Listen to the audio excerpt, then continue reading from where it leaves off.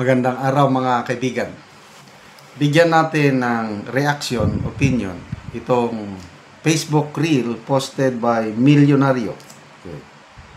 Caption is, sila lang pala. Bakit napunta sa Duterte ang investigasyon?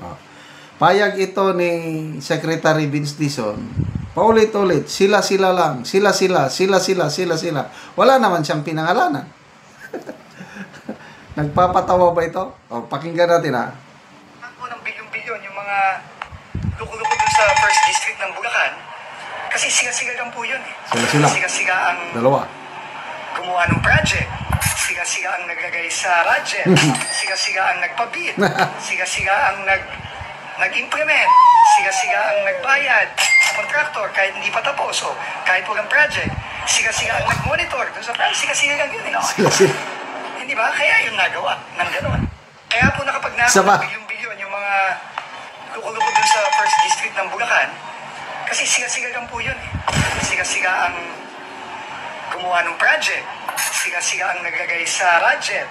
Siga-siga ang nagpabid. Siga-siga ang nag-implement. Siga-siga ang nagbayad sa contractor kahit hindi pa tapos o kahit walang project. Siga-siga ang nag-monitor dun sa project. Siga-siga lang yun eh. Hindi ba? Kaya yung nagawa ng gano'n. Kaya po nakapag-nakaw ng bilyon. Yun, sila. Palagi lang sila.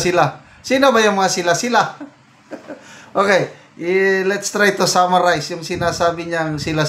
Sa matandaanan ko lang ha. District Engineer. Yan, yung Henry Alcantara. Nasaan si Alcantara ngayon? Ang alam ko, hindi nakakulong. Correct me if I'm wrong.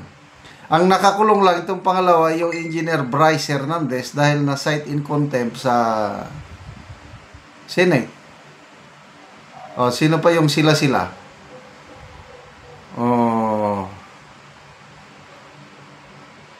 Itong Sally Santos ba yun? Sally, yung bag woman, isang contractor na siya ay tagadala ng pera. Sino bang involved sa first district ng Bulacan? I think ito si ex-DPWH Yosek Bernardo. And then, ang contact niya sa Kongreso, itong si Saldico. Tama, ito. Ito yung 5 players sa 5 players sa Bulacan. So, sila. So, kumustahin natin? Ang alam ko lang nakakulong, itong si Bryce Hernandez. All others, lalo na si Saldico, nakalabas. Okay lang. Wala hayahay kung sa ano. Ang mga Pilipinos, kababayan nating Pilipinos abroad, binabantayan palagi si Saldico. Matagal na, wala na tayong monitor kung nasaan siya. Naglaho palang baka nga natuloy na yung yung pangamba ni Congressman Toby Chanco. Baka nakakuha na siya ng passport and citizenship ng isang bansa na wala tayong extradition treaty. Ano nang mangyari yung sila? Nag-ready na sila ng mga kulungan. So sinong makukulong? Of course, itong si Bryce Hernandez, kaya nakakulong siya ngayon, ayun, makukulong. Kung isyuhan ng warrant of arrest ng Sandigan Bayan. Next month daw, kakasuhan na sila sa Sandigan Bayan at kung plunder ang ikakaso, di non-bailable. So, Brian Hernandez makukulong. Henry Alcantara, nasaan siya ngayon? I tell you, pag may pera ka, madaling magtago kahit nandito ka sa Pilipinas. Example lang ito ang ating minamahal na DG Bantag. It's been, mag 3 years na. Mula nung na-issuean siya ng warrant of arrest. Nasaan siya? Hindi nila mahanapan Ganyan po ang ating, do I call it, law enforcement. Isa pa, General Domingo. Both Igorot generals na ito, opinion ko lang ito, matino itong dalawa. Para sa akin lang, I don't know sa iba. Matitino ito. General Bantag and General Domingo. O, nagtatago sila. May warrant of arrest. O, nahanap ba? Wala. Eh kung magtago si Henry Alcantara, may pera, o nagpa-retoke na ng muka, paano pa nila mapanagot? I don't know itong Sally Santos. I don't know with Yusek Bernardo. Marami na ring pera yan. So, isa lang ang siguradong makulong. Bryce Hernandez lang. Sila. Nag-isa. Tapos, ang nakakadismaya, naghanda sila ng napakagarang kulungan. Ano ba yan? Ikukulong mo nga na ay nagnakaw na nga ng bilyones. Naghanda pa sila ng napakagandang kulungan. I don't know kung anong iniisip ng SILG, John B. Cremulya. Ipakita ba nga, ito, handa na kami. Ito na ang kulungan. Anong dating sa taong bayan? Na even General Torre, pinuna niya. Sabi niya, nagnakaw na nga sila. Bigyan mo ng komportabling kulungan. Dapat makulong sila sa ordinary jail. And I agree. Kahit si Mayor Magalong, ganon din ang sabi niya, dapat ordinary jail. So, dito mo makikita, nakakadismaya itong nangyari.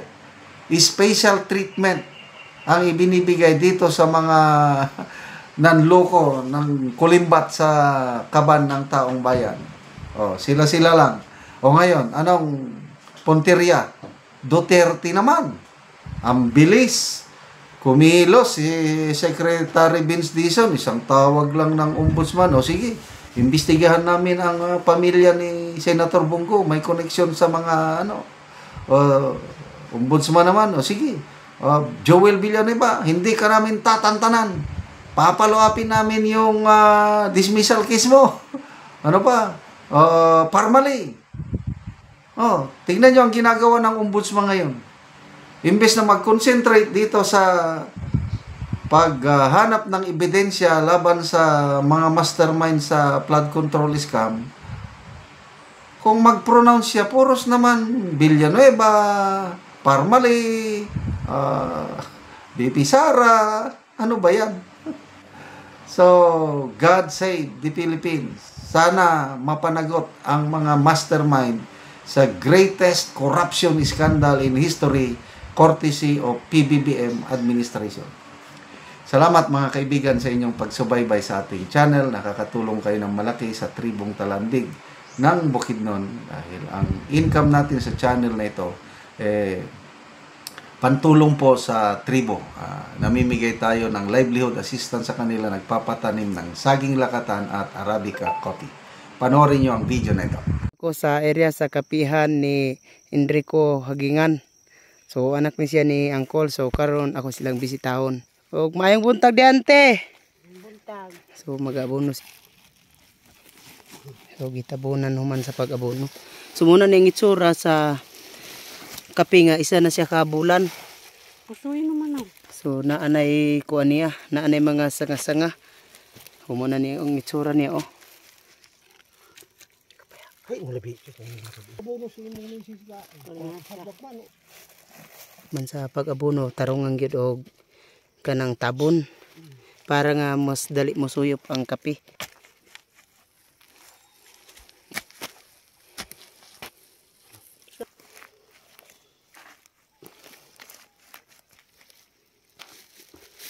Tambal kay. Og karon human sa pag-abono naga-spray na pod. Hilangos ka ba ni? Ano?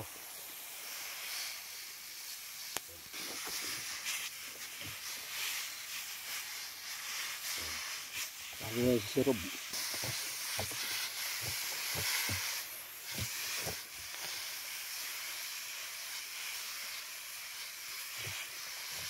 Sa Ginoo og sa nagsuporta sa pagtanom og kape. Salamat. Sa akong anak kasi sa akong salamat. Nag-abono sa tanom sa akong anak kay tuwa siya sa talak karon. Kami na nag-maintain ani sir way problema. Magpadayon ang mga tabang sa nagtabang niini. Oo. Kaya wa pagod ang trabaho karon. Gikan man tong gitabangan mo nga. So salamat kay Auntie Dia. Salamat. Sige, salamat. So 300 ni siya ka punuan ang tanom sa kapihan ni sa anak ni Auntie.